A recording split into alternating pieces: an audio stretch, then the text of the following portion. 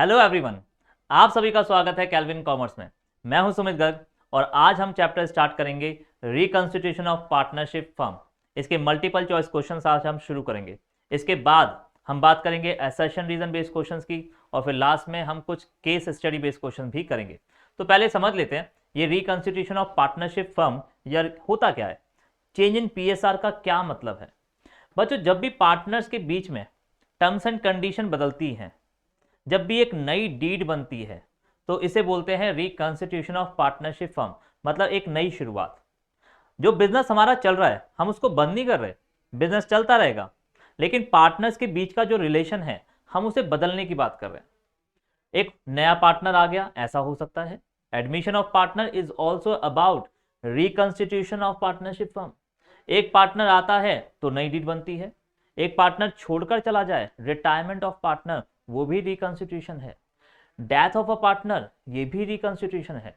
Amalgamation of partnership firm, ये भी reconstitution है। अब ये अमलगमेशन क्या होता है? जब दो फर्म अलग अलग काम कर रही है, लेट सपोज ये मिस्टर ए की फर्म है, ये मिस्टर बी की फर्म है, इन दोनों ने डिसाइड करा कि यार ऐसा करते हैं, दोनों मिलकर करते हैं ना बिजनेस, क्यों एक दूसरे के साथ कंपटीशन करें। तो दोनों ने क्या करा, मिलकर एक पार्टनरशिप फर्म बना दी और मिलकर बिजनेस शुरू करा और प्रॉफिट को आपस में बांटा। इसे बोलते हैं बच्चों अमलगमेशन ऑफ फर्म्स। ये भी रिकंस्टिट्यूशन है। कभी कभी कोई पार्टनर आता नहीं है, मतलब ना कोई एडमिशन है, ना कोई रिटायरमेंट है, ना कोई डेथ है, ना कोई अमलगमेशन, बस पार्टनर्स ने आपस में पीएसआर चेंज कर दी। लेट सपोज मेरी पीएसआर है 2 और आपकी पीएसआर है 1, 2:1। जो भी प्रॉफिट होता है, 3 रुपए का अगर प्रॉफिट हुआ, 2 रुपए का प्रॉफिट मेरा और 1 रुपए का प्रॉफिट आपका। आपने कहा जी सर मेरे साथ तो नाइंसाफी हो रही है, मेरा प्रॉफिट कम क्यों, बराबर होना चाहिए। मैंने कहा चलो ऐसा कर लेते हैं, तो एक नई डीड बनानी पड़ेगी। एक नई डीड बनेगी और उस नई डीड में हम क्या मेंशन करेंगे, पीएसआर क्या होगी, 1:1। पहले क्या थी, 2:1। तो पार्टनर कोई नया नहीं आया, कोई छोड़कर नहीं गया, बस पार्टनर ने आपस में पीएसआर को चेंज कर लिया।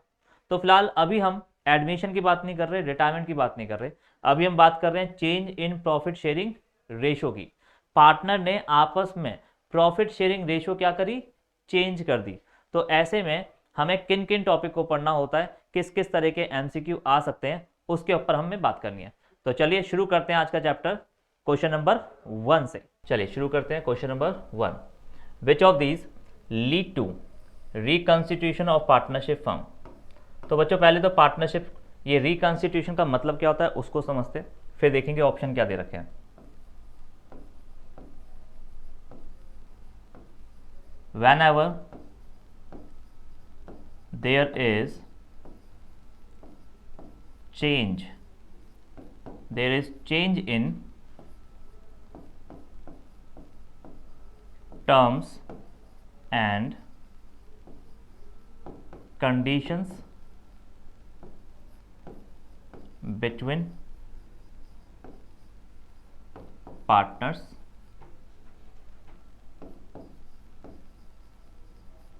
जब भी पार्टनर टर्म्स एंड कंडीशन को चेंज करते हैं या वो चेंज करते हैं partnership deed,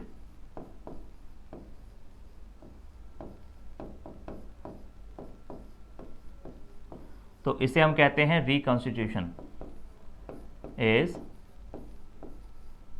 non as reconstitution.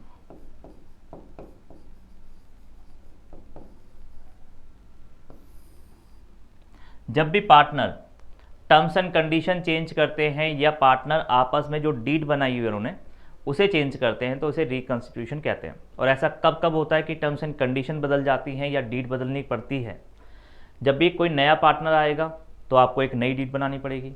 एक पार्टनर फर्म को छोड़कर चला जाएगा तो नई डीड बनानी पड़ेगी। एक पार्टनर की डेथ हो जाएगी तो भी नई डीड बनानी पड़ेगी। दो फर्म आपस में अमलगमेट हो जाए तब भी नई डीड बनानी पड़ेगी। अब ये अमलगमेशन का क्या मतलब है बच्चों, एक फर्म है मान लो एक्स, एक फर्म है वाई। इन्होंने डिसाइड करा कि भाई अपना अपना बिजनेस सेपरेट सेपरेट ना चलाकर मिलकर चलाते हैं, एक नई फर्म बना लेते हैं, एक्स वाई फर्म। दोनों ने मिलकर एक नया बिजनेस शुरू कर दिया, एक नई फर्म शुरू कर दी, आपस में कंपटीशन ही खत्म कर दिया एक दूसरे के साथ। तो इसे बोलते हैं बच्चों अमलगमेशन। तो तब भी आपका क्या होगा, रिकॉन्स्टिट्यूशन होगा, नई डीड बनेगी, नई टर्म्स एंड कंडीशन तय होंगी। कभी कभी ऐसा भी हो सकता है कि दो पार्टनर हैं, कोई नया पार्टनर नहीं आया, कोई पार्टनर छोड़कर नहीं गया, लेकिन पार्टनर ने आपस में बैठकर नई टर्म्स एंड कंडीशन को तय किया। ठीक है जी। तो जब भी डीड नई बनेगी या नई टर्म्स एंड कंडीशंस तय होंगी तो इसे हम बोलते हैं बच्चों रिकॉन्स्टिट्यूशन। तो क्या एडमिशन के टाइम पर नई डीड बनती है? बिल्कुल बनती है। रिटायरमेंट के टाइम पर बनती है। डेथ के टाइम पर बिल्कुल बनती है। तो आपका आंसर होगा ऑल ऑफ द एबव। ठीक है, आंसर इज डी। चलिए next question, the partner who share in the profit has been increase. एक पार्टनर जिसका शेयर पहले से ज़्यादा हो गया। भाई पहले 1 लाख के प्रॉफिट में लेट सपोज मुझे मिलता था 30,000 रुपये, लेकिन अब मिलता है 40,000। तो बताओ मुझे फ़ायदा हुआ या नुकसान हो गया? मुझे तो फ़ायदा हो गया। जिस पार्टनर का शेयर इंक्रीज हो रहा है उस पार्टनर को हम क्या कहते हैं? गेनिंग पार्टनर कहते हैं। जिस पार्टनर का प्रॉफिट में हिस्सेदारी बढ़ रही है ऐसे पार्टनर को क्या कहते हैं? Gaining partner. और जिसकी प्रॉफिट में हिस्सेदारी कम हो जाए ऐसे पार्टनर को सैक्रिफाइसिंग पार्टनर कहते हैं। तो पूछ क्या रहा है?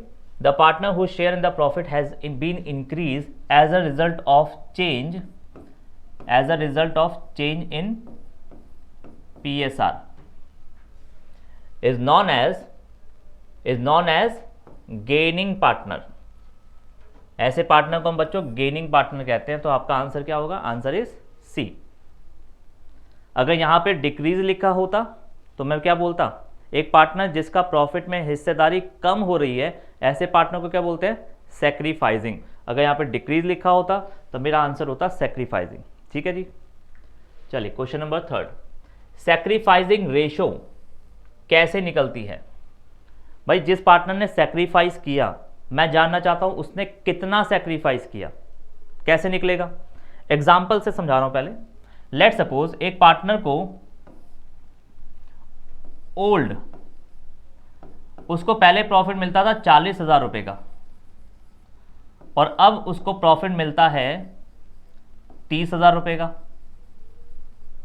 पहले मिलता था 40,000 का, ओल्ड का मतलब पुराने टाइम पर उसको पहले 40,000 का प्रॉफिट मिलता था, लेकिन अब उसको प्रॉफिट में केवल 30,000 रुपये मिलते हैं। तो बताओ उसने कितना सैक्रिफाइस किया? पहले 40 मिलता था, अब 30 मिलता है। आपका आंसर आ रहा है 10,000 रुपये, राइट? आप कह रहे हैं सर उसने 10,000 रुपये सैक्रिफाइस कर दिए। कैसे निकाला 10,000? 40,000 माइनस 30,000। आपने कहा सर ओल्ड में से न्यू को माइनस कर दो, तो 10,000 क्या आ गया?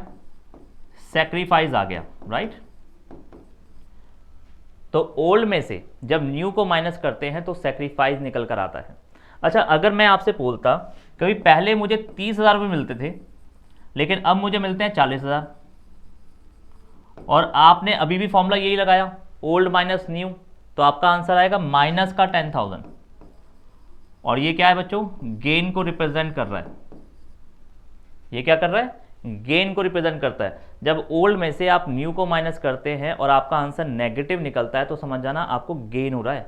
पहले आपको 30,000 मिलते थे लेकिन अब आपको 40,000 मिलते हैं, तो आपको तो 10,000 का फायदा हो गया। पहले मिलते थे 30,000 रुपये, अब मिलते हैं 40,000 रुपये, तो आपका 10,000 का फायदा हो गया। तो क्वेश्चन पे आते हैं बच्चों। सैक्रिफाइस रेशो या सैक्रिफाइस, इसको सैक्रिफाइस शेयर भी बोलते। सैक्रिफाइस रेशियो का फॉर्मूला होता है old share minus new share. लेकिन याद रखिएगा अगर आपका आंसर पॉजिटिव आ जाता है तब तो वो सैक्रिफाइस शेयर निकाल लिया, लेकिन अगर आपका आंसर नेगेटिव निकल गया बच्चों तब वो गेन को रिप्रेजेंट करेगा, ना कि सैक्रिफाइस को। ठीक है, फॉर्मूला भले ही सैक्रिफाइस शेयर का है या सैक्रिफाइस रेशियो का है, लेकिन इस फॉर्मूले से हमेशा सैक्रिफाइस ही कैलकुलेट हो ऐसा नहीं होता। पॉजिटिव आंसर आ रहा है तब तो सैक्रिफाइस है, लेकिन अगर नेगेटिव निकल गया तब वो गेन माना जाएगा। तो मैं इसको मिटा रहा हूं फिलहाल। जो क्वेश्चन ने पूछा था वो तो खत्म, वो बात हो गई हमारी कंप्लीट। तो फॉर्मूला क्या है बच्चों? Old share minus new share, आपका ये फॉर्मूला है। आपका आंसर क्या होगा? Answer is B. लेकिन मैं कुछ और बता रहा हूं आपको। अगर क्वेश्चन आपसे गेनिंग शेयर पूछता या गेनिंग रेशियो का फॉर्मूला पूछा जाता तो वो भी लिख लो हाथ के हाथ, आगे काम आ जाएगा। New share minus old share, new share से ओल्ड शेयर को माइनस कर दीजिए तो गेनिंग रेशियो का फॉर्मूला आता है। और यहां से याद रखिएगा, अगर आपका आंसर पॉजिटिव है तब तो वो गेनिंग शेयर है, और आपका आंसर अगर नेगेटिव निकल गया तब वो सैक्रिफाइस शेयर या सैक्रिफाइस रेशियो के लिए आंसर निकलेगा। भले ही क्वेश्चन ने नहीं पूछा हो, लेकिन मैंने आपको एक्स्ट्रा बता दिया। तो फिलहाल हमारा आंसर क्या है, हमसे क्वेश्चन ने ये मांगा था और आपका फॉर्मूला होता है old share minus new share, तो answer is B. Question number 4, revaluation account is credited. बच्चों, रिवैल्यूएशन अकाउंट क्रेडिट किया जाता है जब आपकी इनकम होती है, किसी तरह का फायदा होता है। आपने 11th में रूल पढ़ रखा है, इनकम्स आर ऑलवेज क्रेडिट। अच्छा, रिवैल्यूएशन अकाउंट का एक दूसरा नाम भी होता है, रिवैल्यूएशन अकाउंट को profit and loss adjustment account भी कहते हैं। लो जी, आपको एक एक चीज़ बताई जाएगी, ठीक है जी, हमारी क्लास के अंदर कोई भी चीज़ छोड़ी नहीं जाएगी, कोई भी चीज़ मिस नहीं होगी। तो रिवैल्यूएशन अकाउंट का दूसरा नाम होता है पीएनएल एडजस्टमेंट अकाउंट, मतलब यहाँ पे हम इनकम और एक्सपेंस की बात करते हैं। तो इनकम आर ऑलवेज क्रेडिट, ये आपने रूल पढ़ रखा है 11th के अंदर, और एक्सपेंसेस आर ऑलवेज डेबिट। लिख देता हूँ यहाँ पे मैं, 11th की चीज़ है, भले incomes are always credit and expenses are always debit, ये पढ़ा था आपने 11th में। तो रिवैल्यूएशन अकाउंट में क्रेडिट कब करूंगा, इनकम के केस में या एक्सपेंस के केस में? ऑब्वियस है इनकम के केस में। तो इनकम का मतलब क्या है, अब वो सुन लो। आपकी असेट्स, आपके असेट्स की वैल्यू बढ़ जाए तो ये आपकी इनकम को रिप्रेजेंट करता है। लेट सपोज मैंने कहीं पर पैसा इन्वेस्ट करा या मैंने कहीं पर ज़मीन परचेज करी 10 लाख रुपए की, और वो ज़मीन की कीमत अचानक बढ़ जाए। 10 लाख रुपए की इन्वेस्टमेंट थी, 10 लाख रुपए की मशीन थी, जो भी थी, अचानक 10 लाख रुपए की चीज़ की वैल्यू मार्केट में 11 लाख हो जाए, तो बताओ फ़ायदा है नुकसान है? फ़ायदा है।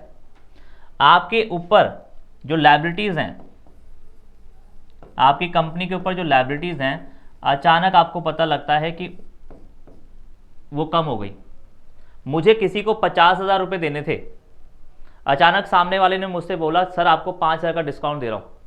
मतलब मुझे किसी को 50,000 देने थे, लेकिन अब मुझे पता लग गया कि नहीं, मुझे 50,000 नहीं देना, मुझे केवल 45,000 देना है। बताओ मेरे लिए फ़ायदा है नुकसान है? पहले कितने देने थे? 50,000, लेकिन अब कितने देने हैं? 45,000। तो 5,000 की लायबिलिटी मेरी क्या हो रही है? कम हो रही है। अचानक आपके पास असेट्स की वैल्यू बढ़ जाए या अचानक आपके सर के ऊपर जो लायबिलिटी है उनकी वैल्यू कम हो जाए, तो ये आपका फ़ायदा है। ये दोनों चीज़ें, ये दोनों बातें आपकी इनकम को रिप्रेजेंट करती हैं।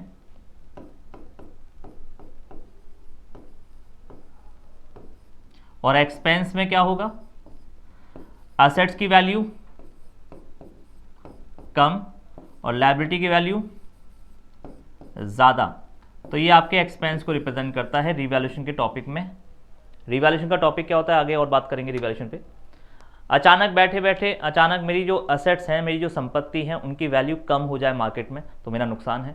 या मेरे ऊपर जो सर पे लायबिलिटीज़ हैं वो अचानक बढ़ जाए, मुझे 50,000 देना था लेकिन अब मुझे 60,000 देना पड़ेगा क्योंकि मैंने डिले कर दिया पेमेंट करने में। कोई भी रीज़न हो सकता है, वाटेवर जो भी रीज़न है, मुझे पहले 50,000 देने थे लेकिन मेरी गलतियों की वजह से या जो भी रीज़न था, मुझे अब 50 की जगह 60,000 देने पड़ेंगे। मेरे ऊपर लायबिलिटी क्या हो गई? बढ़ गई, तो मेरा नुकसान हुआ ना। तो increase in the value of assets, assets की वैल्यू बढ़ रही है तो ये मेरा फ़ायदा है। और अगर फ़ायदा है तो मैं रिवैल्यूएशन अकाउंट क्या करूँगा? क्रेडिट करूँगा। रिकॉर्ड ऑफ अनरिकॉर्डेड असेट्स, क्या मतलब है इसका? कुछ असेट्स थी जो मेरी बैलेंस शीट में रिकॉर्डेड ही नहीं थी, कुछ असेट्स ऐसी जिनका मुझे पता ही नहीं था। भाई पता होता तो मैं अपनी बैलेंस शीट में रिकॉर्ड भी तो करता। बच्चों, बैलेंस शीट के अंदर अगर आपकी कोई असेट रिकॉर्ड नहीं है, इसका मतलब आपको उस असेट्स का पता ही नहीं था। अचानक आपको उस असेट का पता लगता है कि अरे मेरे पास तो ये भी तो है। आप अपनी बैलेंस शीट के अंदर जब अनरिकॉर्डेड असेट्स को रिकॉर्ड करते हैं तो आपकी बैलेंस शीट में असेट्स इंक्रीज हो जाती है, और जब भी एसेट्स इंक्रीज होगी आपका रीवैल्यूएशन क्या हो जाएगा, क्रेडिट होगा। तो दोनों ही ऑप्शन ठीक है, तो आपका आंसर होना चाहिए बच्चों बोथ ए एंड बी। ये दोनों ही आपके एसेट्स की वैल्यू को इंक्रीज करने के बारे में है टॉपिक, तो आपका दोनों फायदा है, और फायदा है तो मेरा रिवैल्यूएशन अकाउंट क्रेडिट होगा। आंसर इज फोर्थ का C. Next question, question number 5, at the time of change in PSR, PSR change हो रही है, accumulated dash are dash in partners capital account. तो क्या ऑप्शन है भाई, ऑप्शन देखते हैं। एक्यूमुलेटेड बच्चों क्या होता है, एक्यूमुलेटेड या तो प्रॉफिट होंगे या लॉस होंगे। अगर प्रॉफिट है तो पार्टनर को क्रेडिट कर दिए जाएंगे, और अगर लॉस है तो पार्टनर को डेबिट कर दिए जाते हैं। एक्यूमुलेटेड अगर प्रॉफिट होंगे तो मैं पार्टनर को क्रेडिट करूंगा, और लॉसेज होते हैं तो पार्टनर को डेबिट करूंगा। अब देखते हैं यहां पे क्या लिखा है। प्रॉफिट डेबिट करने की बात कर रहा है, गलत। लॉस को क्रेडिट करने की बात कर रहा है, अरे ये भी गलत। बोथ ए एंड बी दोनों गलत है। नन ऑफ दिस, कुछ भी नहीं करेंगे। जो ये ऑप्शन दे रहा है इनमें से कुछ भी नहीं करेंगे, हम तो ये करेंगे। हमें ऐसा करना होता है, अगर मेरे पीएसआर, अगर पार्टनर्स की पीएसआर बदल रही है तो उसमें हमारे जो एक्यूमुलेटेड प्रॉफिट्स हमारी बैलेंस शीट में पड़े हुए हैं उन प्रॉफिट्स को पार्टनर्स में क्रेडिट किया जाता है, और लॉसेस को पार्टनर के अकाउंट में डेबिट किया जाता है। ऐसा कोई ऑप्शन यहाँ पे नहीं है, तो none of this. Answer is D. Question number 6, the step of treatment of goodwill at the time of change in PSR. Goodwill का ट्रीटमेंट पूछ रहा है भाई, at the time of change in PSR ratio are. तो क्या treatment होगा भाई, सबसे पहले तो change in PSR, change in profit sharing ratio. तो पहले तो ये पता करिए कि चेंज हुआ है तो कैसा हुआ है भाई, एक पार्टनर को कितना फायदा हुआ, कितना गेनिंग शेयर है, कितना सैक्रिफाइसिंग शेयर है। चलो ये मैं आपको ना एक एग्जांपल से समझाता हूँ। लेट सपोज, एक एग्जांपल से समझ रहे हैं बच्चों, पूरा क्वेश्चन करना पड़ेगा इसके ऊपर तभी आपको समझ आएगा। लेट सपोज दो पार्टनर है मिस्टर ए एंड बी, इनकी ओल्ड पीएसआर थी, इनकी ओल्ड पीएसआर थी 2:1, और न्यू पीएसआर है, कोई नया पार्टनर नहीं आया, कोई पुराना पार्टनर छोड़कर नहीं गया, बस इन्होंने आपस में अपनी पीएसआर बदल दी। न्यू पीएसआर है इनकी 1:2, पहले 2:1 थी और 1:2 है। तो क्या एक पार्टनर ने सेक्रीफाइस करा होगा, बिल्कुल करा होगा। जब भी पीएसआर बदलेगी, याद रखना, जब भी पीएसआर में चेंज आएगा तो एक पार्टनर सेक्रीफाइस करेगा, तो कोई ना कोई गेन जरूर करेगा। तो जानते हैं भाई किसने गेन करा, किसने सेक्रीफाइस करा। सबसे पहला स्टेप होता है सेक्रीफाइस शेयर और गेनिंग शेयर कैलकुलेट करो। अभी मैंने पीछे बताया था सेक्रीफाइस शेयर का फॉर्मूला क्या होता है बच्चों, old share minus new share. Answer अगर पॉजिटिव आया तो तब तो वो सेक्रीफाइस शेयर माना जाएगा, और नेगेटिव आया तो गेनिंग शेयर माना जाएगा। तो चलिए देखते हैं मिस्टर ए और बी की बात। ए का ओल्ड शेयर कितना है बच्चों, ए का ओल्ड शेयर है 2/3, और बी का ओल्ड शेयर 1/3। न्यू की बात करें तो ये 1/3 और ये 2/3।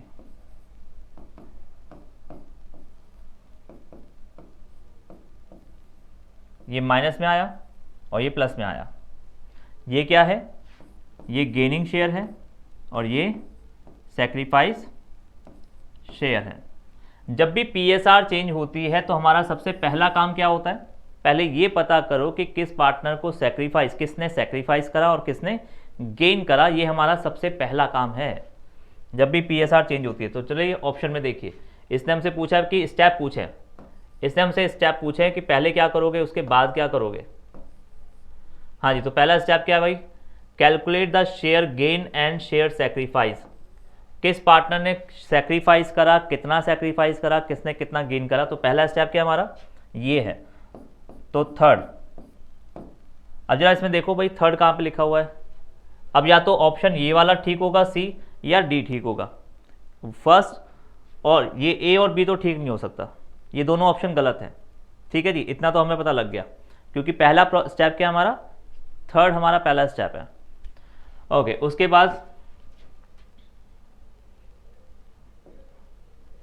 लेट सपोज गुडविल की जो वैल्यू है,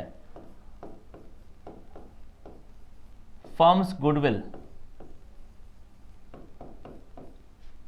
की वैल्यू है 30,000 रुपए। तो जो पार्टनर सेक्रीफाइस करता है बच्चों, उस पार्टनर को कुछ मिलेगा भी तो सही, ऐसी तो सेक्रीफाइस नहीं करा होगा उसने। अगर आप कुछ सेक्रीफाइस करते हो, आप मार्केट में जाते हो, मार्केट में जाकर आपने एप्पल परचेज करे, तो आप अपनी जेब से रुपया निकाल के दोगे ना सामने वाले को। आप किसी को रुपया दे रहे हो, आप मतलब रुपये को सेक्रीफाइस कर रहे हो, तो बदले में कुछ लोगे भी तो सही। जैसे पैसा देकर आ जाओगे, लेकर कुछ नहीं आओगे। तो जो पार्टनर सेक्रीफाइस करता है तो बदले में कुछ मांगता भी है।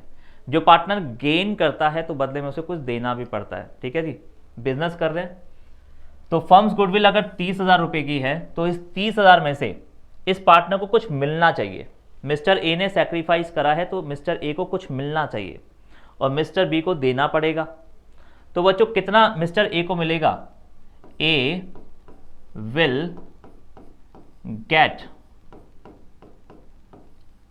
फर्म की गुडविल में हमें सेक्रीफाइस शेयर या गेनिंग शेयर को मल्टीप्लाई करना होता है। तो मिस्टर ए को 10,000 रुपीज मिलने चाहिए और ये 10,000 कौन देगा? B will pay. A will get and B will pay. B कितना देगा? अगेन 10,000 ही आएगा बच्चों। क्यों आएगा 10,000? ये भी 1/3 है, ये भी 1/3 है, दोनों सेम वैल्यू तो है। याद रखिएगा, अगर एक पार्टनर 1/3 का सेक्रीफाइस कर रहा है तो दूसरा पार्टनर 1/3 का गेन कर रहा होगा। जितना सेक्रीफाइस होता है उतना ही किसी ना किसी का गेन होता है। हमेशा gain will always equal to sacrifice. तो ए को 10,000 रुपये मिलने चाहिए और बी 10,000 रुपये पे करेगा। तो जनरल एंट्री क्या बनती है? जनरल एंट्री पास करते हैं, इसे हम एडजस्टमेंट एंट्री भी कहते हैं। ए को मिलना चाहिए मतलब ए को हम करेंगे क्रेडिट। एस कैपिटल क्या होगा? क्रेडिट, और बीस कैपिटल डेबिट। ये आपकी जनरल एंट्री होती है ट्रीटमेंट ऑफ गुडविल के केस में।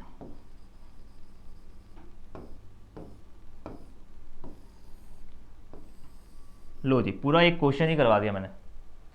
सबसे पहला स्टेप होता है कैलकुलेट करो sacrifice share gaining share.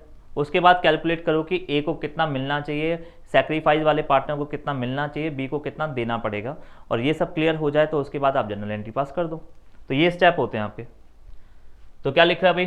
Calculate the sacrifice share gaining share, pass and adjustment entry. Entry पास करने से पहले मुझे ये पता करना पड़ेगा कि किसको कितना पैसा देना है, किससे कितना पैसा लेना है। कैलकुलेट करना पड़ेगा। क्या कैलकुलेट करना पड़ेगा? कैलकुलेट करना पड़ेगा compensation payable by gaining partner. जो पार्टनर गेन कर रहा है उसे कितना पैसा देना पड़ेगा to sacrificing partner. Gaining partner देता है, किसको देता है? सैक्रिफाइसिंग वाले पार्टनर को। तो पहले आपको अमाउंट कैलकुलेट करना पड़ेगा। कैलकुलेट करने के बाद आप अपनी एंट्री पास कर दो। तो स्टेप होने चाहिए बच्चों third, first and then last is second. Third, first और सेकेंड, आपका ऑप्शन होगा सी। ठीक है जी, थोड़ा ज़्यादा टाइम लिया हमने इस क्वेश्चन में, लेकिन ये क्वेश्चन इंपॉर्टेंट था, काफ़ी आपका बेस तैयार हो जाएगा इस क्वेश्चन से।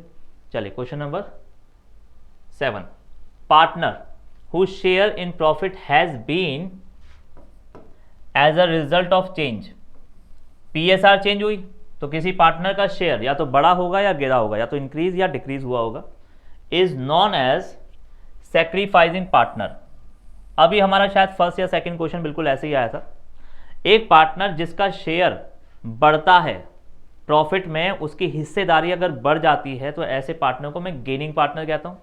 और एक पार्टनर जिसका प्रॉफिट में हिस्सेदारी कम हो जाती है, ऐसे पार्टनर को सैक्रिफाइसिंग पार्टनर कहते हैं।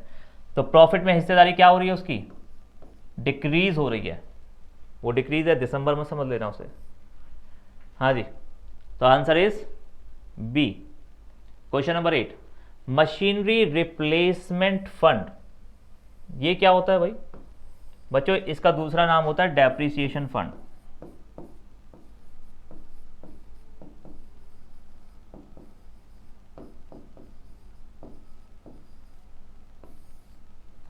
हाँ जी, machinery replacement fund is transfer to partners capital account. बच्चों गलत है, स्टेटमेंट गलत है, अगर क्वेश्चन गलत नहीं है, स्टेटमेंट गलत है।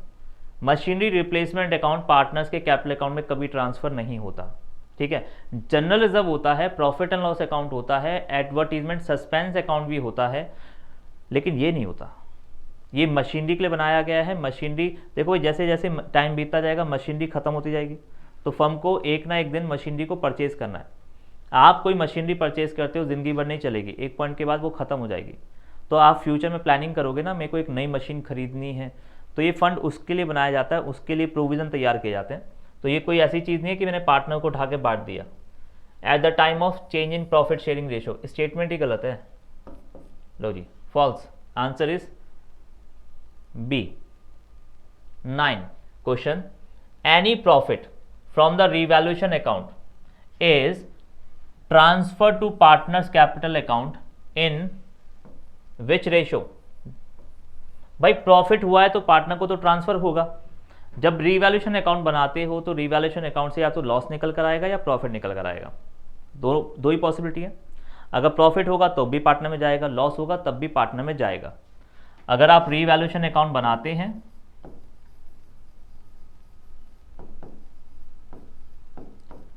तो दो तरह की पॉसिबिलिटी आती हैं, या तो प्रॉफिट आएगा या लॉस।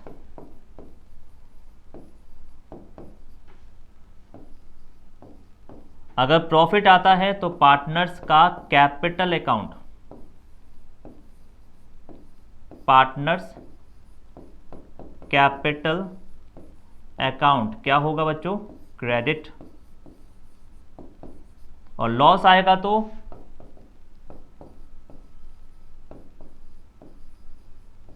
पार्टनर्स का कैपिटल अकाउंट हो जाएगा डेबिट। लेकिन किस रेशो में, क्या सैक्रिफाइस रेशो में या गेनिंग रेशो में या न्यू रेशो में या ओल्ड रेशो में, ये भी पूछा जा सकता है। चाहे आप क्रेडिट करो चाहे डेबिट करो, लेकिन किस रेशो में करोगे, इन ओल्ड पीएसआर। ठीक है जी। तो रिवैल्यूएशन बनाते हो तो प्रॉफिट निकलेगा, प्रॉफिट निकलेगा तो पार्टनर्स का कैपिटल अकाउंट क्रेडिट होगा ओल्ड पीएसआर में। लॉस निकला तो पार्टनर्स का कैपिटल अकाउंट डेबिट होगा ओल्ड पीएसआर में। तो क्वेश्चन क्या कह रहा है भाई, profit, any profit from revaluation account is, क्या करोगे, प्रॉफिट की बात हो रही है तो आपका प्रॉफिट जो होगा पार्टनर्स के कैपिटल अकाउंट में क्रेडिट हो जाएगा, credit in partners capital account in old PSR. तो देखो भाई क्रेडिट और ओल्ड, आंसर आपका डी। और अगर यहाँ पे लॉस, प्रॉफिट की जगह लॉस पूछा होता तो मेरा यहाँ पे आंसर डेबिट होता, लेकिन यहाँ पर आंसर ओल्ड ही रहता। ठीक है जी। अगर यहाँ पे लॉस होता तो मेरा आंसर ये होता, और लेकिन प्रॉफिट पूछा है तो मेरा आंसर ये है। तो answer is D. Question number 10, if the claim on account of workman compensation is more than the workman compensation reserve। चलो इसको एग्जांपल से समझते हैं। लेट सपोज हमारी कंपनी की बैलेंस शीट का फॉर्मेट है ये। बैलेंस शीट में कंपनी का WCR वर्कमैन कंपनसेशन रिजर्व है 10,000। क्या मतलब है वर्कमैन कंपनसेशन रिजर्व का, पहले तो ये समझो। कंपनी रिजर्व बनाती है, प्रोविजन बनाती है फ्यूचर के लिए। भाई हम भी कमाते हैं, सेव करते हैं या नहीं करते, क्योंकि कल को फ्यूचर में कुछ हो जाए, कोई भी हैपनिंग हो जाए तो मेरे पास पैसा होना चाहिए उस सिचुएशन को फेस करने के लिए। तो ऐसी कंपनियां भी या जो भी बिजनेस है वो अपने पास रिजर्व बनाती हैं, सेविंग करती हैं कि फ्यूचर के लिए कुछ। अब वर्कमैन कंपनसेशन रिजर्व, कभी कुछ वर्कर को चोट लग जाए, कुछ भी हो जाए तो वर्कर क्लेम करेगा। अगर कंपनी के अंदर कुछ होता है तो कंपनी की रिस्पॉन्सिबिलिटी है कि अपने वर्कर के वो सारे मेडिकल खर्चे कंपनी पूरा करे। तो वर्कमैन कंपनसेशन रिजर्व कंपनी ने 10,000 बनाया हुआ है, लेकिन वर्कर ने क्लेम करा, if the claim on workman compensation is more, workers claim is ₹15,000। Worker ने क्लेम कर दिया 15,000 का, जी मुझे 15,000 रुपये मेरे खर्च हो गए मेडिकल में, मुझे 15,000 रुपये दो। कंपनी ने रिजर्व बना रखे केवल 10,000, लेकिन मुझे देने कितने हैं 15,000। बताओ 5,000 का एक्स्ट्रा नुकसान हुआ। अब ये 5,000 का मैं करूँगा क्या, जब आपका क्लेम आपके रिजर्व से ज़्यादा हो, तो कितना ज़्यादा है 5,000, ये 5,000 का जो ट्रीटमेंट है बच्चों ये रिवैल्यूएशन अकाउंट में किया जाएगा। और रिवैल्यूएशन अकाउंट में मैं क्या करूंगा, रिवैल्यूएशन अकाउंट को मैं डेबिट करूंगा। ठीक है जी, क्या लिखा है इसने, विच अकाउंट इज और आर डेबिटेड इनिशियली। आप कौन सा अकाउंट डेबिट करेंगे, चलो जनरल एंट्री पे बात करते हैं पूरी इसकी, इसका पूरा एक जनरल एंट्री ही ले लेते हैं।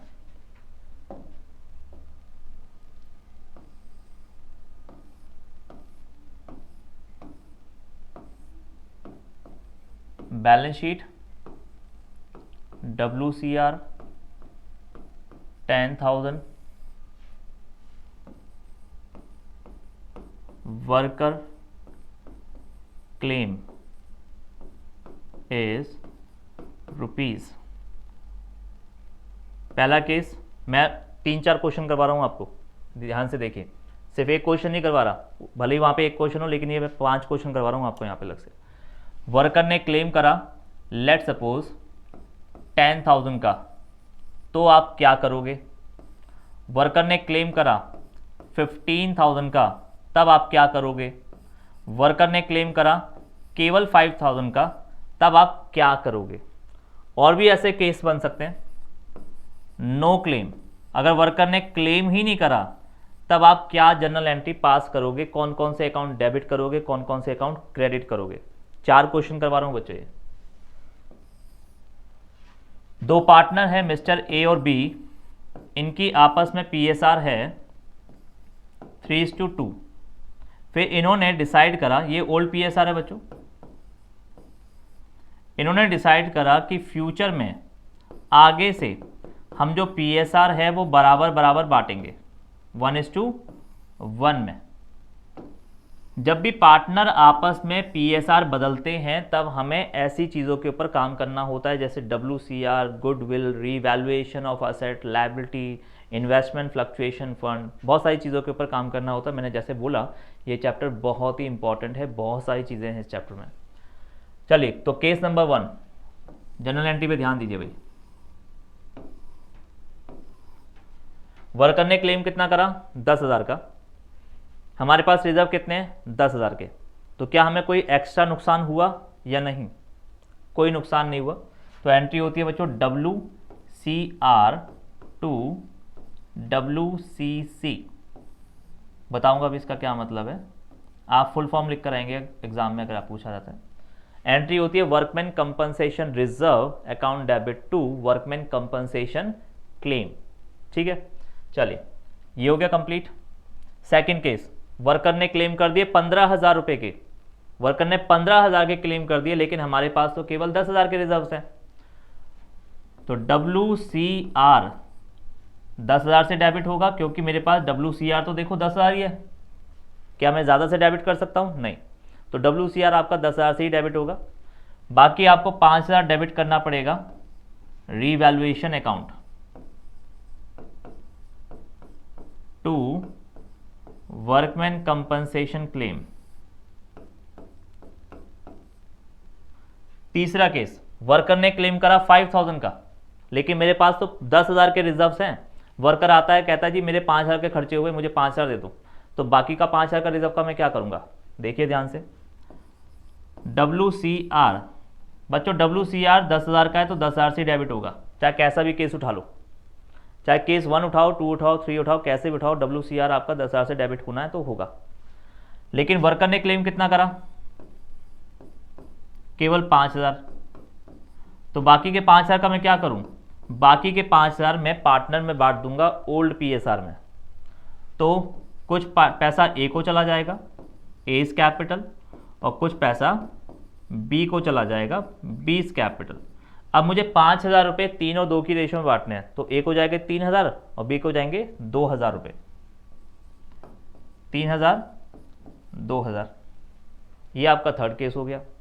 लास्ट केस वर्कर ने क्लेम ही नहीं करा, अब क्या करोगे?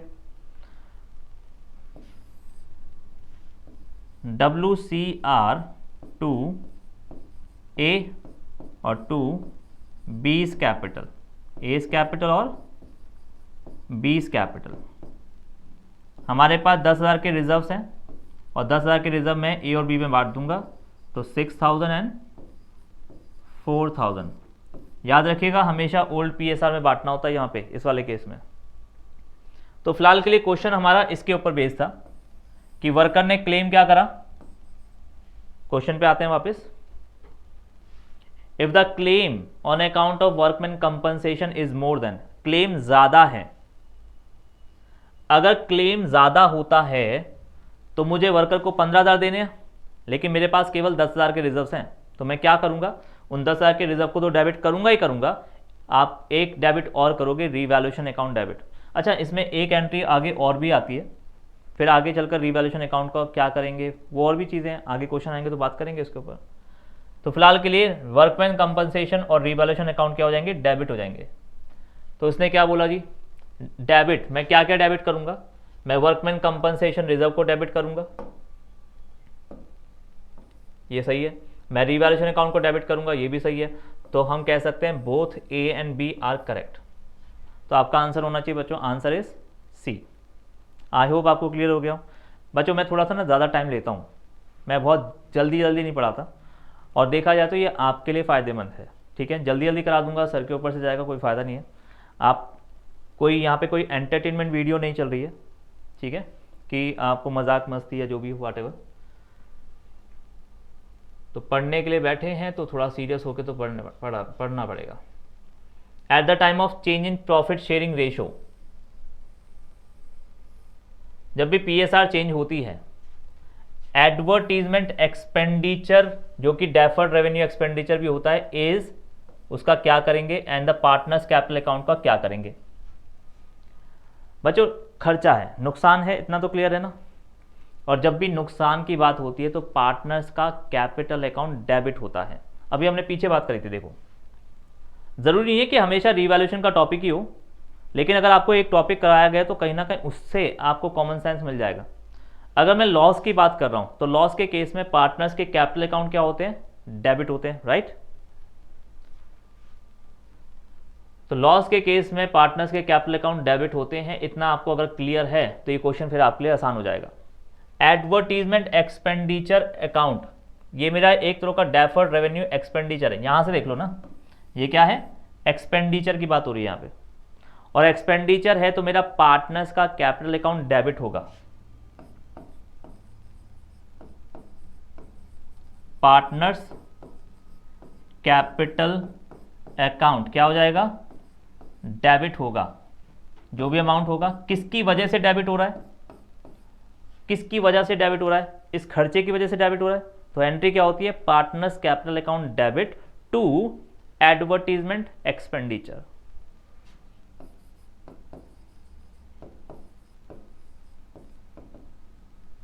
तो पार्टनर्स का कैपिटल अकाउंट बच्चों क्या होगा? डेबिट हो जाएगा, और एडवर्टीजमेंट एक्सपेंडिचर अकाउंट क्या हो जाएगा?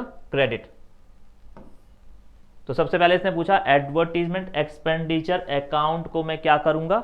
उसको मैं क्रेडिट करूंगा, और पार्टनर्स के कैपिटल अकाउंट को मैं क्या करूंगा? डेबिट करूंगा। तो आपका आंसर होगा बच्चों, answer is A. Question number 12, A, B, C are partner in a profit sharing ratio 2:3:4 with effect from 1 April 2021 they decide to share 4:3:3। What is the B gain और सेक्रीफाइस? अभी हमने sacrifice share और gaining share के फॉर्मूले सीखे ही है बच्चों। Sacrifice share का फॉर्मूला मैंने आपको अभी बताया, old share minus new share. आपका आंसर पॉजिटिव आ गया तब तो वो सेक्रीफाइस होगा, और आपका आंसर अगर नेगेटिव निकला तब वो गेनिंग माना जाएगा। तो चलिए देखते हैं, बी की बात करते हैं। बी का ओल्ड शेयर, बी का ओल्ड शेयर मतलब ये, बी की बात करनी है, ए की और सी की तो बात करनी नहीं है।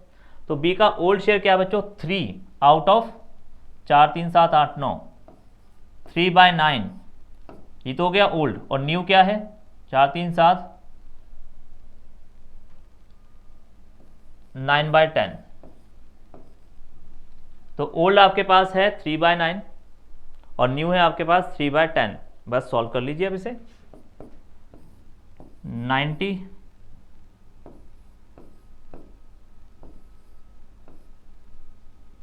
सॉरी कुछ गड़बड़ हो गई, ये 3 आएगा ना।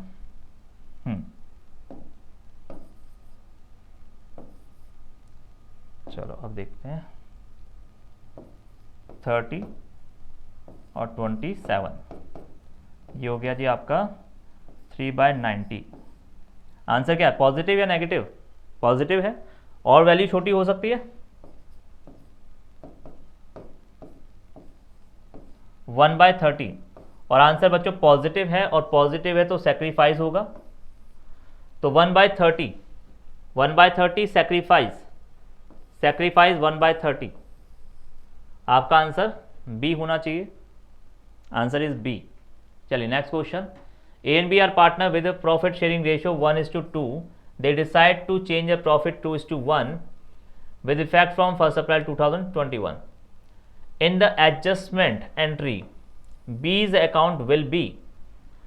बच्चों जो बंदा सेक्रीफाइस करता है उसको हमें क्या करना है, देखिए भाई एडजस्टमेंट एंट्री की बात कर रहे हैं। जब आपसे एडजस्टमेंट एंट्री के ऊपर क्वेश्चन मांगा जाए तो याद रखिएगा प्रॉफिट के केस में एंट्री क्या बनती है और लॉस के केस में क्या बनती है। अगर बात प्रॉफिट की हो रही हूं तो आपकी एंट्री बनती है गेनिंग पार्टनर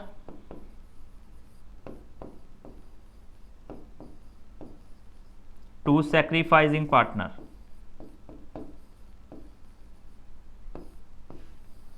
और अगर लॉस की बात हो रही हो तो हम रिवर्स कर देंगे, सैक्रिफाइस टू गेनिंग पार्टनर। ये आपकी जनरल एंट्री होती है, प्रॉफिट के केस में ये और लॉस के केस में ये, मतलब इनकम और एक्सपेंस के केस में। अब ये क्या कह रहा है, in adjustment entry B's account will be, किस केस में? क्वेश्चन ने अगर कुछ ना बताया तो हम प्रॉफिट का लेकर चलते हैं।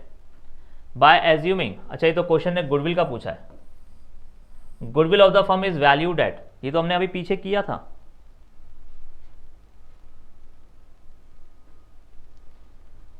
गुडविल के ऊपर ही बात की थी यहां पे। तो देखिए क्या क्वेश्चन है। ए बी आर पार्टनर, आपकी 1:2 की रेशियो है। They decide change in PSR 2:1। तो किस पार्टनर ने गेन करा, किस पार्टनर ने सेक्रीफाइस करा, सीधा क्वेश्चन देख के समझ आ रहा है, कैलकुलेट करने की जरूरत ही नहीं है। पहले मिस्टर ए को 3 रुपए में से 1 रुपया मिलता था, और अब मिस्टर ए को 3 रुपए में से 2 रुपए मिलते हैं। तो यहां पे तो साफ साफ दिखा रहा है कि ए क्या कर रहा है, गेन कर रहा है, और बी क्या कर रहा है, सेक्रीफाइस कर रहा है। पहले मिस्टर बी को क्या मिलता था, 2 रुपीज आउट ऑफ 3, और अब क्या मिल रहा है 1 रुपीज आउट ऑफ 3। तो कितना ए ने गेन करा, 1 आउट ऑफ 3। कितना मिस्टर बी ने सेक्रीफाइस करा, 1 आउट ऑफ 3। 3 में से पहले 2 रुपए मिस्टर बी को मिलते थे, अब 3 में से केवल 1 रुपया मिलता है। पहले 2 मिलते थे, अब 1 मिलता है। तो उसने 3 में से 1 रुपये का सेक्रीफाइस कर दिया। तो ये सेक्रीफाइस है, ये गेन है। आपने सेक्रीफाइस शेयर गेनिंग शेयर निकाल लिया। अगर आपको वैसे समझ में आया तो ऐसे करिएगा, old share minus new share करके प्रॉपर सॉल्व करो। गुडविल की वैल्यू क्वेश्चन ने आपको दी हुई है, गुडविल की वैल्यू क्वेश्चन ने आपको 30,000 की दी हुई है। अरे ये तो सेम क्वेश्चन लग रहा है जो हमने पीछे सॉल्व किया। गुडविल की वैल्यू 30,000 है, हमने सेक्रीफाइस शेयर गेनिंग शेयर निकाला, बस ये इस पर ध्यान मत दीजिएगा। तो जनरल एंट्री क्या बनती है, कुछ इस तरीके से आपकी 10,000 से एंट्री बनती है। तो एंट्री क्या बनेगी बच्चों, मिस्टर ए बी ने सेक्रीफाइस करा है, तो मैं मिस्टर बी को क्या करूंगा, क्रेडिट करूंगा। कितने से क्रेडिट करूंगा, 10,000 से। ये 10,000 कैसे आया, गुडविल में मल्टीप्लाई कर दो 1/3 की। यही हमने ऐसे किया, यहाँ पे गुडविल के अंदर 1/3 की मल्टीप्लाई कर दी, जब जाके 10,000 आ गया। तो आपका आंसर होना चाहिए मिस्टर बी को क्या करेंगे, क्रेडिट करेंगे। कितने से क्रेडिट करेंगे, 10,000 से। Answer is C. Next question, revaluation account is prepared to assets and liability. बच्चे तो बहुत सिंपल सा है, थ्योरेटिकल क्वेश्चन है। रिवाइज्ड, हमारी असेट्स और लायबिलिटी की वैल्यू को रिवाइज करने के लिए हम रिवैल्यूएशन अकाउंट बनाते हैं। लेकिन क्या मतलब होता है रिवाइज का? मैंने कोई ज़मीन परचेज करी थी कई सालों पहले, क्या आज भी उसकी मार्केट वैल्यू उतनी ही होगी जितने में मैंने उसे खरीदा था? मैंने उसे 10 लाख में खरीदा था कई सालों पहले, क्या आज भी उसकी मार्केट वैल्यू 10 लाख होगी या बदल चुकी होगी? ऑब्वियस है, बदल चुकी होगी। तो मैं अपनी बैलेंस शीट में आज उसकी क्या वैल्यू है वो दिखाना चाहता हूं, तो ऐसे में हमें क्या बनाना है, रिवैल्यूएशन अकाउंट बनाना पड़ेगा। तो revaluation account is about revise the value of assets and liabilities. Answer is D. Question number 15, in case of increase in the amount of the liability. बच्चों लायबिलिटी का अमाउंट बढ़ रहा है मतलब मेरा लॉस हो रहा है, पीछे बात हो चुकी है अभी। मेरा लायबिलिटी, मेरा असेट्स की वैल्यू बढ़ जाएगी तो मेरा फायदा, और बैठे बैठे अचानक मेरे सर पे लायबिलिटी बढ़ जाए तो मेरा नुकसान है। इन case of increase in the liability, तो ये लायबिलिटी का इंक्रीज मेरे लॉस को रिप्रेजेंट करता है, और लॉस के केस में मैं रिवैल्यूएशन अकाउंट को डेबिट करता हूं। ऑलरेडी बात कर चुके हैं हम पीछे अभी। तो revaluation account is debited. Revaluation account क्या होगा, डेबिट हो जाएगा। तो लायबिलिटी का अकाउंट क्या होगा, क्रेडिट। ये कोई 12th की बात नहीं है, ये आप 11th में सीख चुके हो। आपने 11th में मॉडर्न रूल्स पढ़ रखे हैं बच्चों। अगर असेट्स बढ़ती है तो मैं उस असेट्स को क्या करूंगा, मैं उस असेट्स को डेबिट कर दूंगा। अगर असेट्स कम हो जाए तो मैं असेट्स को क्रेडिट कर दूंगा। लायबिलिटी अगर बढ़ती है तो मैं उस लायबिलिटी को क्या करूंगा, क्रेडिट। और अगर लायबिलिटी कम हो जाए तो मैं उस लायबिलिटी को क्या करूंगा, डेबिट। ये आपने 11th में पढ़ रखा है बच्चों, ये 11th की चीज़ है। तो लायबिलिटी अगर बढ़ती है तो लायबिलिटी तो क्रेडिट हो जाएगी, रिवैल्यूएशन अकाउंट डेबिट हो जाएगा। तो रिवैल्यूएशन अकाउंट डेबिट होगा और लायबिलिटी अकाउंट क्रेडिट होगा, debit and credit. Answer is A. Question number 16, A B C are partner in a firm, ratio है 1:3। Debit balance in the profit and loss account. बच्चों debit balance in the PNL का account का मतलब होता है loss की बात हो रही है। Debit balance in profit and loss account, इसका मतलब मैं किसकी बात कर रहा हूं, मैं लॉस की बात कर रहा हूं। लेकिन अगर क्वेश्चन में बोला होता क्रेडिट बैलेंस इन पीएनएल अकाउंट, इसका मतलब मैं प्रॉफिट की बात कर रहा हूं। तो पहले तो क्वेश्चन की अंडरस्टैंडिंग क्लियर होनी चाहिए, लैंग्वेज क्लियर होनी चाहिए। तो debit balance of profit and loss account is 20,000। मेरी बुकों में 20,000 रुपये का नुकसान है, 20,000 रुपये का लॉस पड़ा हुआ है। इस लॉस का मैं क्या करूं, जनरल रिजर्व। बच्चों जनरल रिजर्व हमेशा प्रॉफिट को रिप्रेजेंट करता है, जनरल रिजर्व हमेशा प्रॉफिट को रिप्रेजेंट करेगा। तो आपका क्वेश्चन कहना चाहता है 50,000 रुपये का आपके पास प्रॉफिट है और 20,000 रुपये का आपकी बुकों में नुकसान है। आपकी बुकों में 50,000 रुपये के प्रॉफिट्स पड़े हैं और 20,000 रुपये के लॉसेज हैं। तो टोटल ओवरऑल अगर बात करें तो मैं 30,000 के फायदे में चल रहा हूं। When partner decide to share profit equally, पहले इनकी PSR थी 1:3 और अब इनकी PSR है 1:1:1। 3 पार्टनर हैं, मिस्टर ए, बी और सी। ओल्ड और न्यू PSR आपको दे दी। If this balance are not to be, ध्यान से ये बहुत इंपॉर्टेंट लाइन है, यहां पे बच्चे गलती हमेशा करते हैं। If these balance are not to be shown in the balance sheet, मैं अपनी बुकों में ये अमाउंट दिखाना नहीं चाहता, मैं चाहता हूं मेरी बुकों से ये हट जाए, मैं अपनी बुकों से ये हटाना चाहता हूं, मतलब पार्टनर को बांटना चाहता हूं। क्वेश्चन आपको सीधा सीधा नहीं बोल रहा कि चाहते क्या है। What will be the journal entry if this balance are not to be not to be shown in the balance sheet, मतलब ये क्या चाहता है, डिस्ट्रीब्यूट टू पार्टनर, ये चाहता है पार्टनर को बांट दो, ये चाहता है ये उठाओ और जाके पार्टनर को देकर आ जाओ। तो जरा ये बताइए, पहले तो इन दोनों का टोटल देखिए, आप फायदे में चल रहे हो या नुकसान में। आप कहोगे जी मैं तो 30,000 रुपये के फायदे में चल रहा हूँ। इन दोनों का अगर मैं नेट अमाउंट निकालूं तो मुझे पता लगेगा भाई हमारी फर्म जो है वो 30,000 रुपये के क्या है, प्रॉफिट में चल रही है। और ये प्रॉफिट का मैं क्या करूंगा, ये 30,000 रुपये के प्रॉफिट को मैं पार्टनर में बांट दूंगा। और बच्चों जब भी प्रॉफिट पार्टनर में बांटे जाते हैं तो पार्टनर अकाउंट हो जाते हैं क्रेडिट।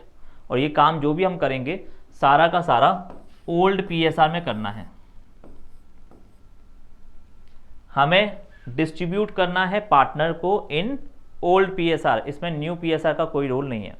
जब भी एडजस्टमेंट की बात की जाती है तब सैक्रिफाइस शेयर और गेनिंग शेयर में बात की जाती है, और जब भी डिस्ट्रीब्यूशन की बात की जाती है तो हमेशा ओल्ड पीएसआर में बात की जाती है। तो आप चाहते हैं कि ये 30,000 रुपये का प्रॉफिट मैं अपने पार्टनर को बांट दूं, तो कैसे बांटूंगा, इसमें से कुछ ए को मिलेगा, कुछ बी को मिलेगा और कुछ सी को मिलेगा। कितना मिलेगा ए को, 30,000 रुपये को बच्चों 1, 2 और 3 की रेशियो में बांटो जरा। 30,000 मल्टीप्लाई 1/6, 30,000 मल्टीप्लाई 2/6, 30,000 मल्टीप्लाई 3/6, कितना आएगा जी, पहले का आएगा 5,000। मिस्टर ए, पहली बात तो हम क्या कर रहे हैं बच्चों, पार्टनर को क्रेडिट कर रहे हैं, डेबिट नहीं कर रहे, पार्टनर को क्या कर रहे हैं, क्रेडिट। पीछे मैंने बताया है, आप पीछे के क्वेश्चन में जरा जाके देखिएगा, अगर प्रॉफिट होता है तो पार्टनर क्रेडिट हो जाते हैं। तो प्रॉफिट है तो पार्टनर को क्रेडिट करेंगे, और कितने से क्रेडिट करेंगे, प्रॉफिट में मल्टीप्लाई कर दीजिए ओल्ड पीएसआर। तो ये ए को क्रेडिट करेंगे 5,000 से, ये सही है, बी को क्रेडिट करेंगे 10,000 से, ये भी सही है, और सी को क्रेडिट करेंगे 15,000 से। तो आपका आंसर होगा बच्चों, answer is C. Next question, question number 17, A B C are partner and profit sharing ratio 1:1:2 and with effect from the 1st April 2021 they decide to share future profit 2:1:1। पहले 1:1:2 थी, अब 2:1:1 है। What will be the net effect in their capital account? तो capital account पे क्या effect पड़ेगा, if the land appear in the books at 5 lakh is revalued 5,40,000 and is supposed to be appear in the new balance sheet at the old amount।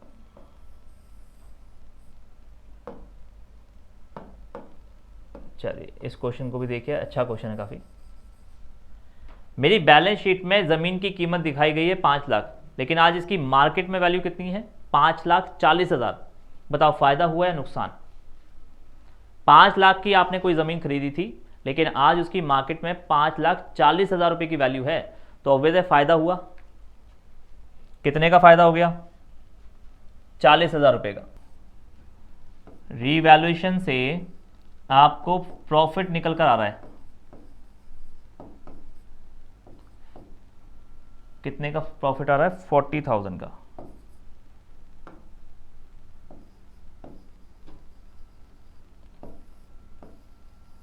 लेकिन ये question क्या चाहता है,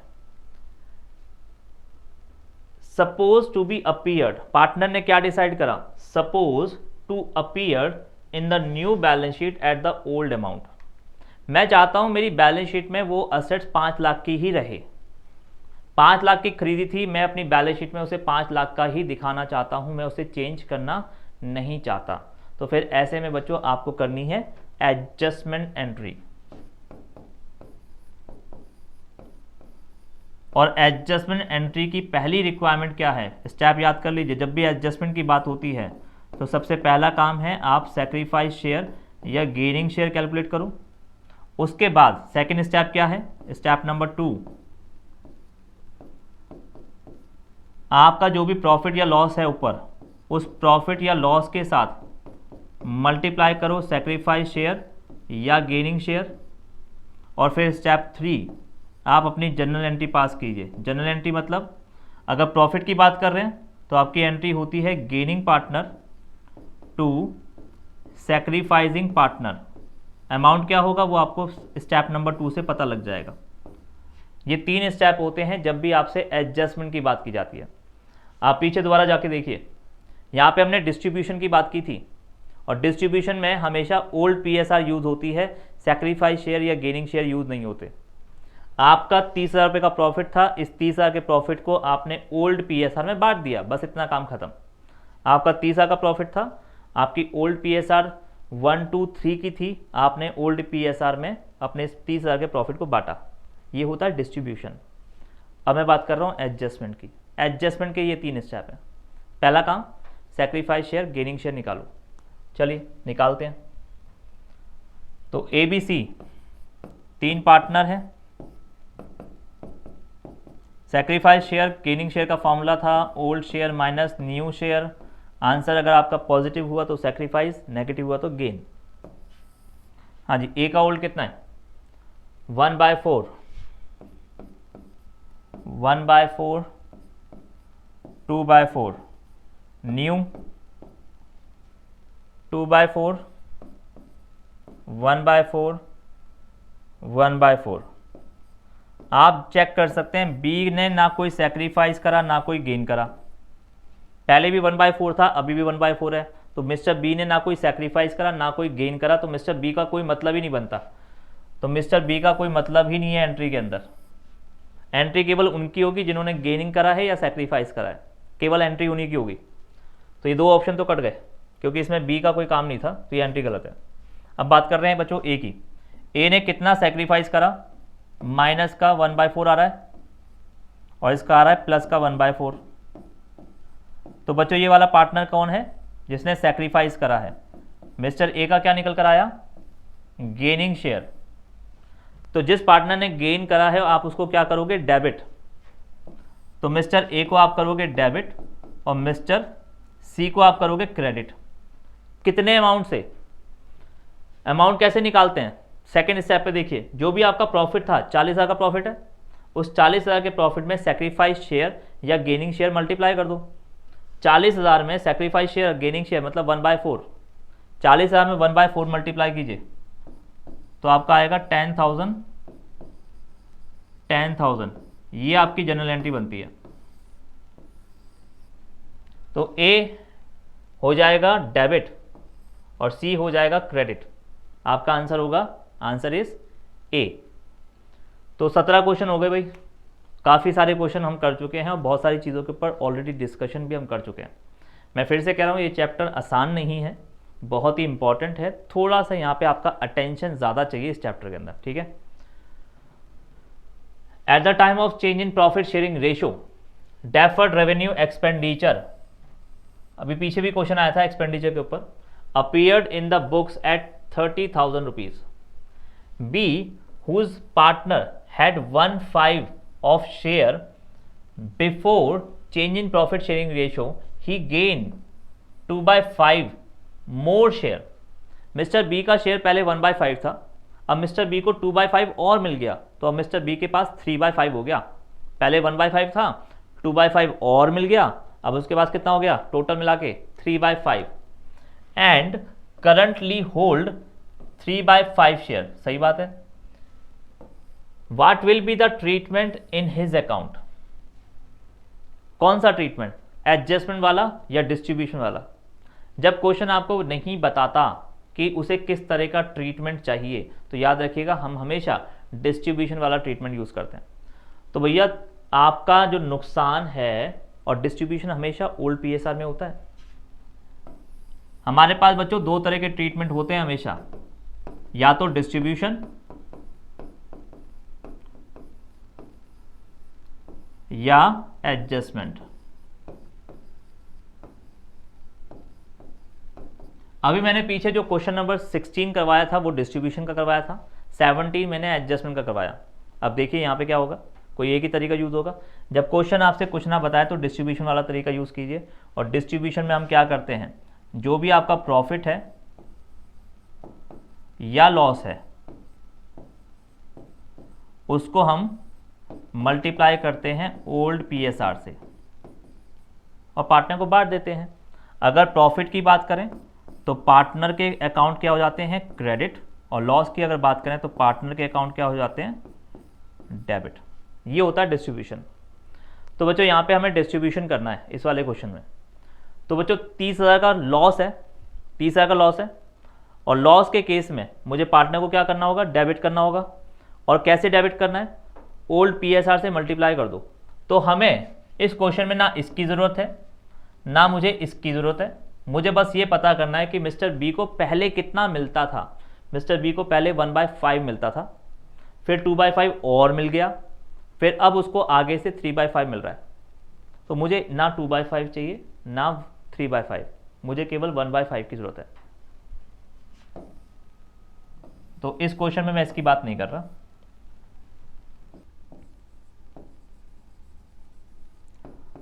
तो 30,000 रुपये का हमारा एक्सपेंडिचर है और ओल्ड PSR है आपकी 1/5, तो आपका अमाउंट आया 6,000। तो मिस्टर बी को हम क्या करेंगे, 6,000 से डेबिट करेंगे। 6,000 से डेबिट क्यों करेंगे, क्योंकि बच्चों लॉस की बात हो रही है यहाँ पे। डेफर्ड रेवेन्यू एक्सपेंडिचर है, एक्सपेंडिचर मतलब खर्चा, लॉस, और लॉस के केस में पार्टनर्स के कैपिटल अकाउंट को डेबिट करते हैं। अमाउंट कैसे निकालते हैं, लॉस में ओल्ड PSR की मल्टीप्लाई कर दो। तो आंसर तो बस इतना सा था कि हमें क्या करना है, हमें मिस्टर बी को 6,000 से, मिस्टर बी के कैपिटल अकाउंट को 6,000 से हम डेबिट कर देंगे, बस इतना सा करना था। तो आंसर क्या होगा बच्चों, 6,000, लेकिन ये क्रेडिट है, गलत, अमाउंट गलत, अमाउंट गलत, क्रेडिट, तो यहाँ पे तो कुछ भी नहीं है। तो बच्चों नन ऑफ दिस देना पड़ेगा, क्योंकि यहाँ पर हमारा आंसर क्या है, मिस्टर बी के कैपिटल अकाउंट को डेबिट करो। अगर यहाँ पे कहीं ऑप्शन होता तो मैं ठीक करता, लेकिन नन ऑफ दिस, इसमें से कोई भी आंसर सही नहीं है। तो answer is D. Question number 19, eight the time of change in PSR the firm has 1 lakh rupees in the investment and the market value of the investment is 1,20,000। तो फायदा हो गया हमारा। मेरी बैलेंस शीट में या मैंने कहीं पर 1 लाख रुपए की इन्वेस्टमेंट करी, लेकिन आज उसकी मार्केट वैल्यू जो है 1,20,000 हो गई। तो हमारा प्रॉफिट कितना आ गया भाई, रीवैल्यूएशन की वजह से हमारा प्रॉफिट आ गया 20,000 का। What will be the net effect in the partners capital account. बच्चों प्रॉफिट के केस में पार्टनर्स का कैपिटल अकाउंट जो है वो क्या होगा, क्रेडिट होगा। कितने से, 20,000 से। भाई प्रॉफिट तो मेरा 20,000 का ही है ना, 1,20,000 का प्रॉफिट तो ना है। मैंने 1 लाख रुपए की इन्वेस्टमेंट करी, आज उसकी मार्केट वैल्यू 1,20,000 हो गई, तो मेरा 20,000 रुपये का प्रॉफिट हो गया। और ये 20,000 रुपये का प्रॉफिट मैं पार्टनर्स के कैपिटल अकाउंट में क्या करूंगा, क्रेडिट कर दूंगा। लॉस होता तो मैं डेबिट कर देता। Answer is B. Question number 20, existing goodwill, अलग अलग स्पेस डाल दिया। Existing goodwill is not suppose to be treated in case of change in PSR। गलत स्टेटमेंट है बच्चों। जब भी PSR चेंज होती है तो हमें 3 चीज़ों के ऊपर काम करना ही है। पहला गुडविल, दूसरे रिजर्व्स एंड सरप्लस, और तीसरा रीवैल्यूएशन। ये 3 टॉपिक ऐसे हैं ये आपको डील करने होंगे जब भी PSR चेंज होगा। तो चाहे एग्जिस्टिंग गुडविल हो चाहे कैसे भी, हमें गुडविल को ट्रीट तो करना ही है। तो गुडविल के ऊपर जो भी ट्रीटमेंट होते हैं वो करने हैं।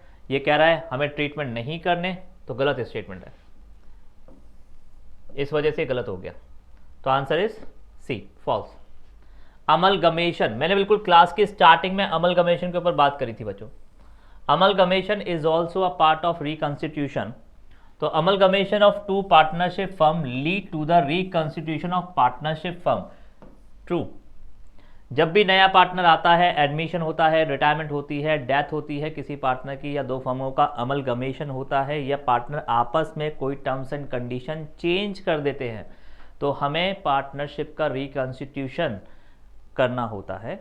इसी को रिकॉन्स्टिट्यूशन कहते हैं। तो answer is A. Question number 22, eight the time of change in PSR what will be the impact on revaluation account. तो रीवैल्यूएशन अकाउंट पे क्या इंपैक्ट पड़ेगा, इज द इन्वेस्टमेंट डेप्रीशिएट। बच्चों मेरी इन्वेस्टमेंट की वैल्यू गिर गई, कितने से गिर गई, 20% से। Assuming existing book value of the investment in the balance sheet 80,000। मेरी इन्वेस्टमेंट की वैल्यू 80,000 रुपये है, लेकिन इसकी वैल्यू 20% से गिर गई, मतलब 16,000 रुपये का नुकसान हो गया मेरा, 16,000 रुपये का नुकसान हो गया। And there is a investment fluctuation reserve existing in the books is 10,000। लेकिन बच्चों 16,000 का नुकसान तो हुआ, लेकिन 10,000 रुपये के रिजर्व बना रखे हैं हमने ऐसे ही कुछ एक क्वेश्चन किया था WCR का, वर्कमैन कंपनसेशन का, उसी से काफी मिलता जुलता है।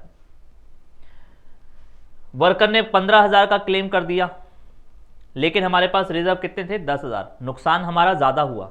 वर्कर ने 15,000 का क्लेम किया था इस क्वेश्चन में, हमारे पास केवल 10,000 के रिजर्व थे, 5,000 के रिजर्व कम पड़ गए। तो 5,000 का हमने क्या करा था, हमने वो 5,000 रीवैल्यूएशन अकाउंट में डेबिट कर दिए थे, ऐसे कुछ किया था। चलो यहाँ पे देखिए, अब नुकसान कितना हुआ, 16,000 का, लेकिन 10,000 के क्या है हमारे पास, रिजर्व हैं। तो नुकसान हमारा कितना ज़्यादा हो गया, 6,000 रुपये से। एंट्री देखिए क्या बनती है, इन्वेस्टमेंट फ्लक्चुएशन रिजर्व 10,000। हाँ जी, रीवैल्यूएशन अकाउंट, मेरा रीवैल्यूएशन अकाउंट डेबिट होगा कितने से, 6,000 से, टू इन्वेस्टमेंट। मेरी इन्वेस्टमेंट की वैल्यू कम हो रही है 16,000 रुपये से। मेरे इन्वेस्टमेंट की वैल्यू 16,000 रुपये से कम हो गई, तो इन्वेस्टमेंट हो जाएगा क्रेडिट, 10,000 रुपये रिजर्व डेबिट हो जाएगा, बाकी 6,000 रुपये डेबिट होगा रीवैल्यूएशन अकाउंट। तो देखिए भाई 6,000 डेबिट हो रहा है आपका रीवैल्यूएशन अकाउंट यहाँ पे, तो answer is C. Question number 23, aggregate amount of gain by the partner is not necessary equal to the aggregate amount of sacrifice. गलत है स्टेटमेंट बच्चों। अगर एक पार्टनर सैक्रिफाइस करता है तो दूसरा पार्टनर गेन करता है। अगर मैंने सैक्रिफाइस करा 1/5 तो किसी ना किसी ने जरूर 1/5 का गेन किया होगा। हमने कुछ एग्जाम्पल पीछे किए भी थे। जितना टोटल ऑफ सैक्रिफाइस होता है उतना ही किसी ना किसी का गेन जरूर होता है।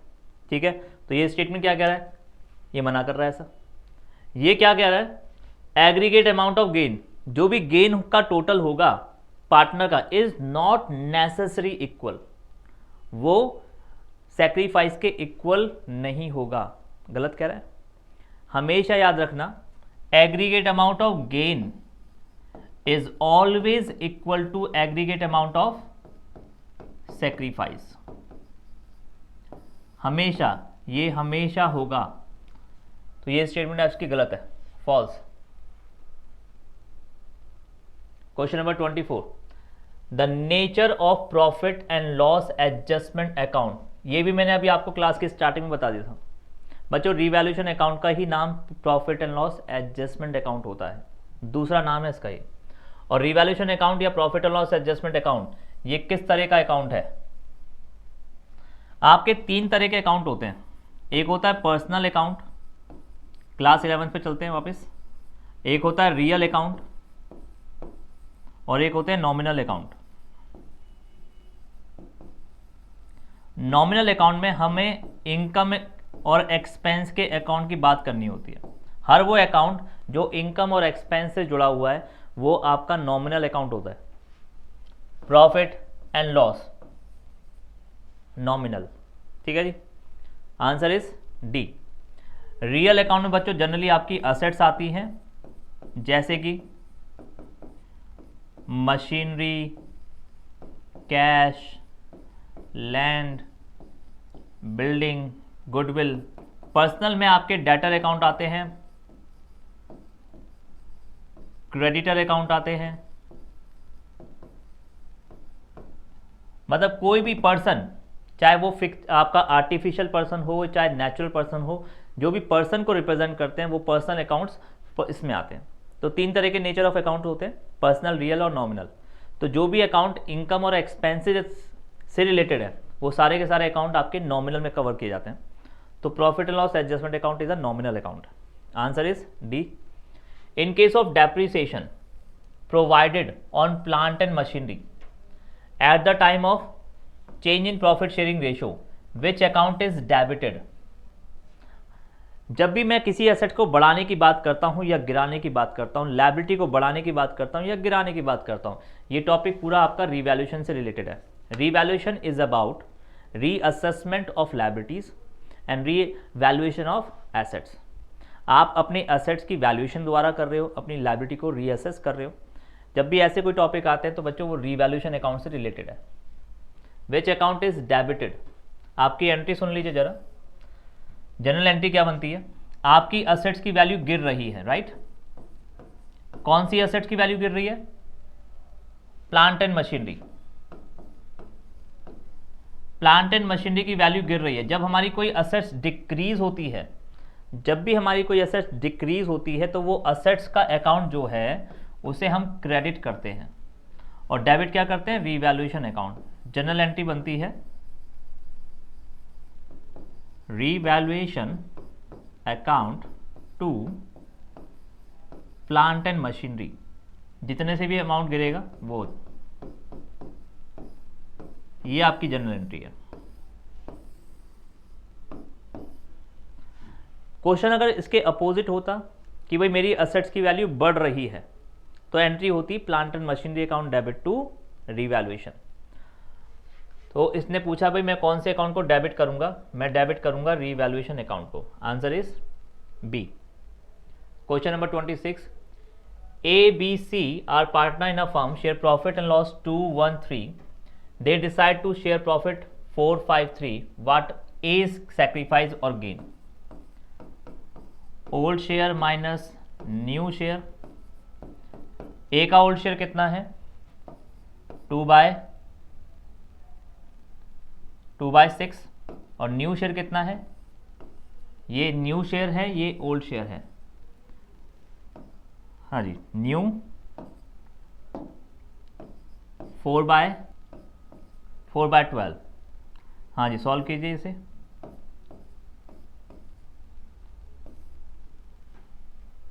कुछ नहीं आ रहा है तो, ना कोई गेन आया ना कोई सेक्रीफाइस आया, जीरो आंसर है।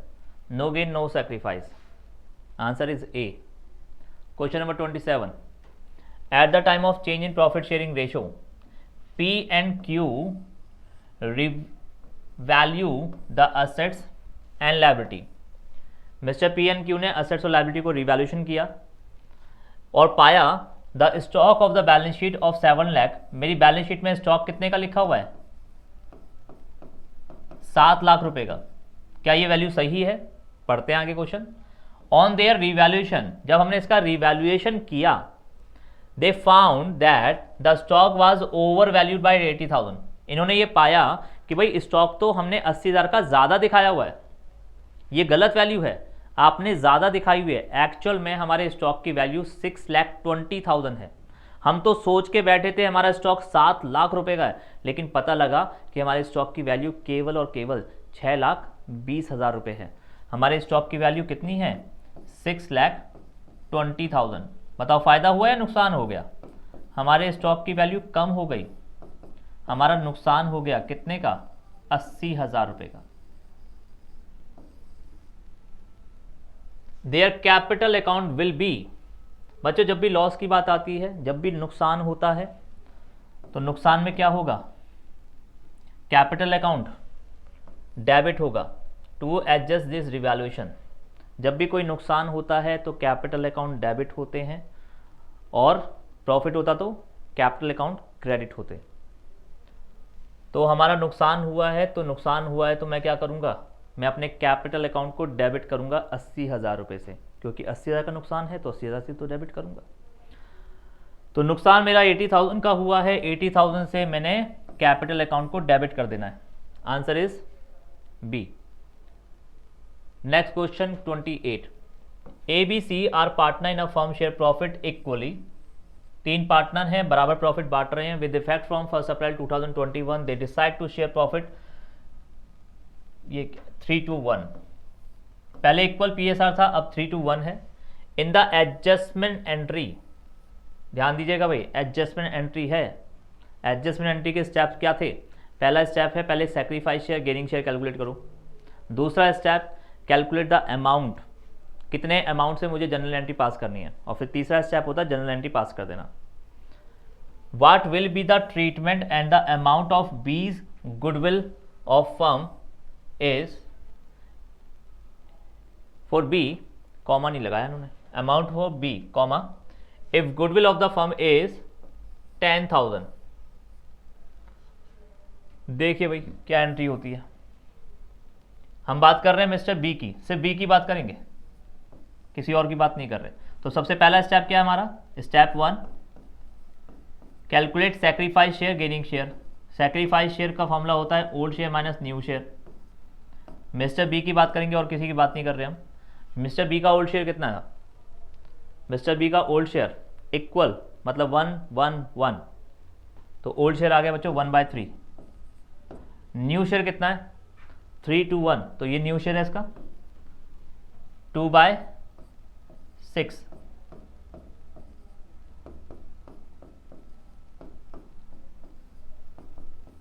ना इसने कोई सैक्रिफाइस करा ना इसने कोई गेन करा, तो भाई इसे तो कोई मतलब ही नहीं बनता। फर्म की गुडविल कितनी है कितनी नहीं है, रिजर्व कितने हैं, इसे कोई मतलब नहीं बनता। एडजस्टमेंट एंट्री केवल उन पार्टनर्स के बीच में की जाती है जिन्होंने या तो सैक्रिफाइस किया हो या गेन किया हो, केवल उन्हीं को एडजस्टमेंट एंट्री पास करनी है, अदरवाइज बाकी पार्टनर को कोई मतलब नहीं है। तो नो ट्रीटमेंट लिख दीजिए इसका। तो answer is D. Question number 29, A and B are partner in a firm share profit and loss in the ratio 2:3 with effect from 1st April 2021 they decide to share equally। पहले 2:3 की ratio थी, अब equal है। What will be the B's gain और sacrifice? Sacrifice share is equal to old share minus new share। Mister B की बात कर रहे हैं। ओल्ड क्या था? ओल्ड था 3/5, न्यू 1/2।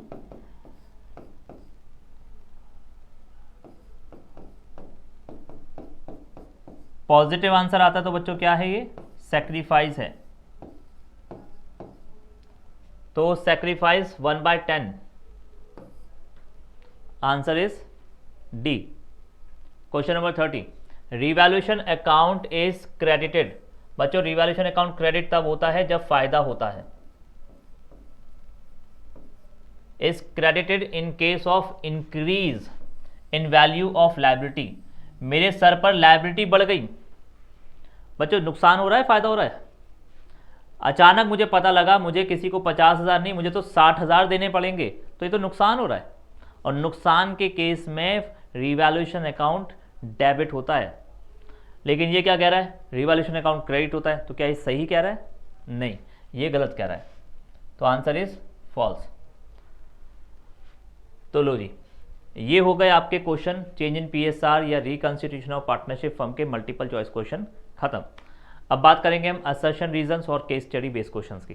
तो चलिए मिलते हैं नेक्स्ट वीडियो में। बाय।